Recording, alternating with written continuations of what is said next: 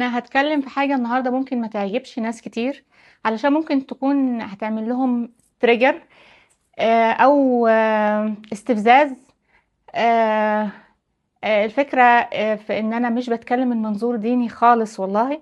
انا بتكلم من منظور برمجيات ومشاعر في العقل اللاواعي ومعتقدات وافكار عن نفسي. انا بتكلم عن اللبس بالنسبة للأنثى، سواء كان الحكم عليه مستور او مكشوف. انا بتكلم عن الاثنين دلوقتي في ولاية فلوريدا في امريكا، ماشي. بتكلم عن بسأل الاثنين دول، واحدة لابسة لبس مستور اي مكان، واحدة لابسة لبس مكشوف. فالأسئلة دي ممكن تخليكي الأنثى تدرك هي ليه مختارة اللبس ده، حتى لو هي مش واعية على ده. أول حاجة تسأليها لنفسك، أنا بلبس اللبس ده ليه؟ والسؤال ده بينطبق على الاتنين، المكشوف والمستور. أنا بلبس اللبس ده ليه؟ بلبسه عشان أنا بحب جسمي، علشان أنا بقدس جسمي، علشان أنا شايفة إن هو بيت الروح اللي هي النفخة الإلهية من جسمي، ولا أنا بكره جسمي، حاسة بالعار تجاه جسمي، بكره شكل جسمي، حاسه بالقمع والعار من الانوثه. طيب انا شايفه ان انا واخده كل حريتي ان انا اختار اللبس ده، ولا انا شايفه ان انا مجبره عليه علشان انا لو ما لبستوش في المجتمع اللي انا فيه ده هيقولوا مثلا عليا رجعيه، او هيقولوا عليا مش متدينه. بالنسبه للمكشوف والمستور الاتنين الاسئله سواء. طيب انا بلبس اللبس ده علشان انا حاسه اني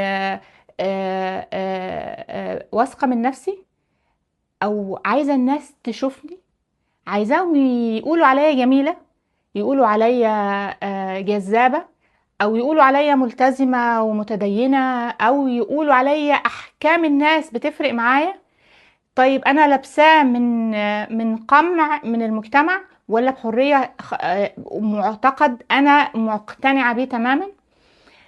الفكرة كلها فين؟ الفكرة ان الاختيار ده على فكرة بيعكس حاجات كتير انت في اللاواعي ممكن تكوني مش مدركاها، لانها انت بتعمليها وانت مش داخلة جواكي وعارفة انت بتعملي ده ليه.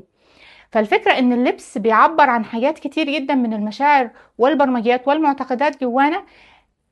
انا مش بتكلم من منظور ديني خالص دلوقتي، انا بتكلم على حد بقول لكم ماليش دعوه بدينه خالص. انا بتكلم على اختيارك للبسك بيكون بناء على ايه.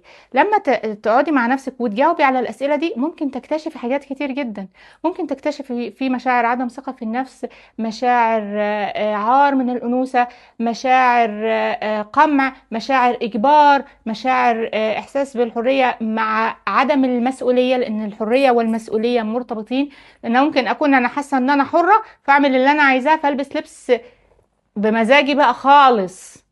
فالحريه والمسؤوليه مرتبطين مع بعض. في اوقات بيبقى رفض لان انا اجبر على حاجه بعمل نقيضه. يعني الفكرة فين؟ اعرفي انت بتلبسي اللبس ده ليه. اللبس ده على فكرة جدا جدا معبر عن حاجات كتير في العقل اللاواعي دون ادراك منك. فان شاء الله هنكمل في فيديو الجاي، هنتكلم بقى على اللبس من منظور تاني خالص.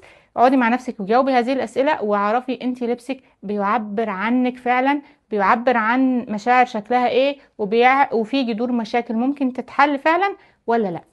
وشكرا جزيلا.